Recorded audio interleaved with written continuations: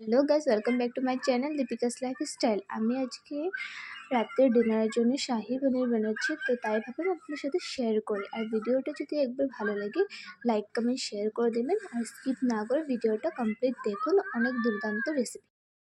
শাহি পনিরের জন্য আমি পনিরটাকে ধুয়ে ভালো করে কেটে নিয়েছি। আর গ্রেভির জন্য লাগবে টমেটো, কাঁচা বাদাম, আদা, মগজ, কাঁচা লঙ্কা, শুকনো মরিচ। আর পরিমাণ মতো আমি কড়াইতে তেল দিয়ে তেলটা গরম হওয়ার জন্য দিয়ে দিয়েছি। এখানে আমি লবণ হলুদ দিয়ে পনিরটাকে ভেজে নেব। আর দেখুন আমার এদিকে পেস্টটাও রেডি হয়ে গেছে, পনিরও আমার রেডি। তারপরে আমি এখানে পেস্টটা দিয়ে দিয়েছি, একটু ভালো করে ভেজে নেব কাঁচা কাঁচা ভাবটা চলে যাওয়া অবধি। তারপরে এখানে আমি যেগুলো মানে মশলা দেওয়া যায়, হলুদ, লঙ্কার গুঁড়ো, লবণ দিয়ে এখানে আমি ভালো করে নেড়ে চেড়ে মশলার গন্ধটা যেভাবে চলে যায় তার জন্য আমি ভালো করে ভেজে নেব। ভেজে নেওয়ার পরে আমি এখানে পরিমাণ মতো দেব জল। বেশি জল দেবো না, কম করে জলটা দেবো।